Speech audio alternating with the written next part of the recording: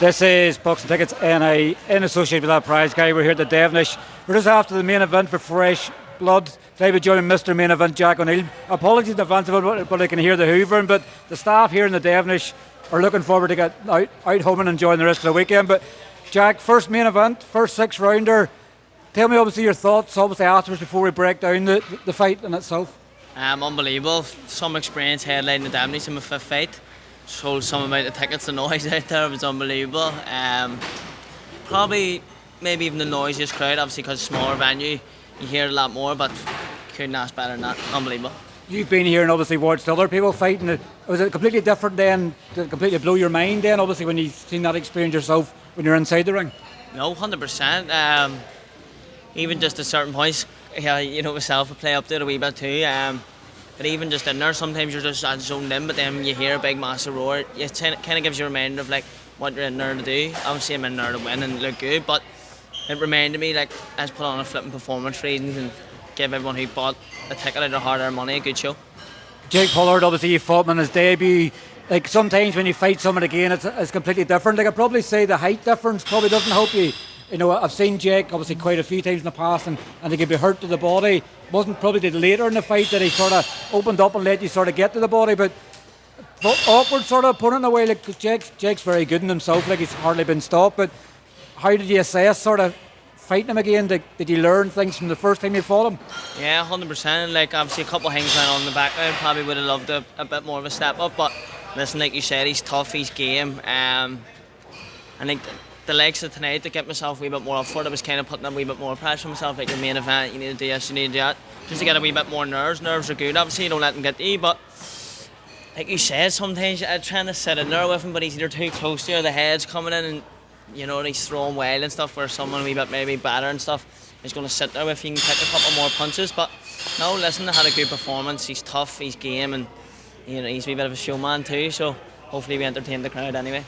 We have to speak, and obviously that third round, obviously Eamon McGill obviously counted obviously as a knockdown. There was a clash of feet, but obviously I think he landed a punch, and sometimes I think they say it because the punch landed. I remember Frampton against the Mexican after his comeback fight.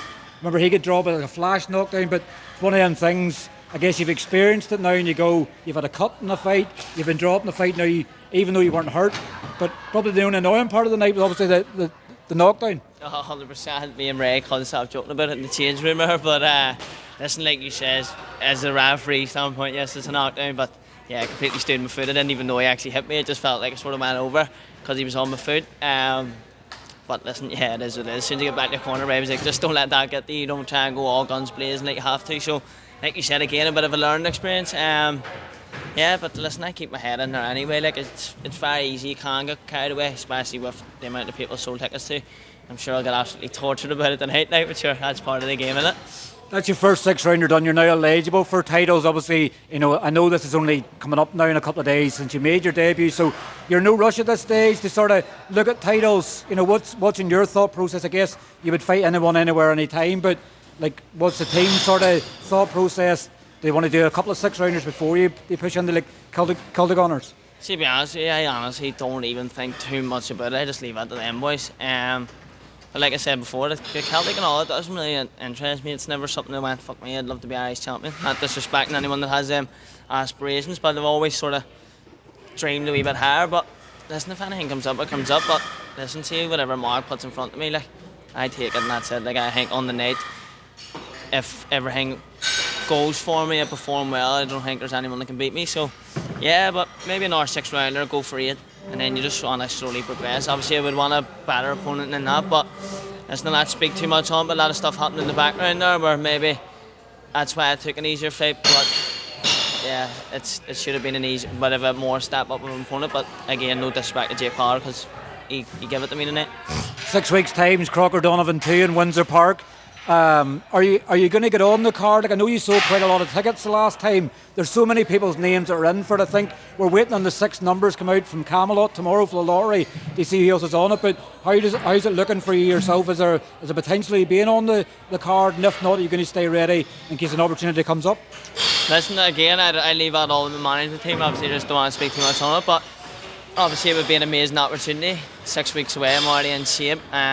the waiting all's already down. But again, if not, it's not the worst thing in the world. Started with an S&C coach there. Just a couple of weeks before this fight, obviously there's only so much you can do sort of when you're in the tapering phase. So again, I don't really mind if not, maybe aim for end of the year, get a full camp with him, and I think that's just going to be the extra 1, 2, 3% of my game that's been a wee bit missing. So yeah, if it comes, it comes, because it'd be unbelievable card to get onto. And finally, obviously, that support that was there tonight. Obviously, you pretty much sold this place out nearly yourself, sort of in a way, where it felt like with the atmosphere. But that support, it keeps following you around. Your music played perfect here tonight, because this is Jack's house. Is it definitely somewhere you want to call your home, sort of moving forward, headlining more of these cards? Listen, yeah, like fuck, I probably make myself sound stuck up. But when me and Ray were first discussing about turning over pro, I said to him, like, I don't want to fight on small hall shows, like. Not to fight on, but obviously I'm headline now, but like headline's a lot different. I know that sounds stuck up, even coming out of my mouth, but I always wanted like big shows. I didn't want to be stuck in the small hall circuit forever. And fucking 5 fights and I'm headlining damn. So like, yeah, of course, that was unbelievable. Shout out to my DJ, Keely Mac, one of my good friends. I said to him it's a short walkout. So usually it goes my house and then in the remix where we had it my cigars day, which was perfect. And fucking shout out to everyone who buys tickets from me, because I've had an unbelievable year. That's 5 fights in a year. I wouldn't have got half the opportunities without them. So shout out to all my fans, shout out to all my sponsors, because this journey wouldn't be possible without them. Well, look, congratulations, obviously moving to 5-0. Enjoy a couple of weeks rest, and fingers crossed we'll get you some fight news very soon. 100%, Stephen. Thank you very much. Appreciate it. Cheers, Jack. Thank you.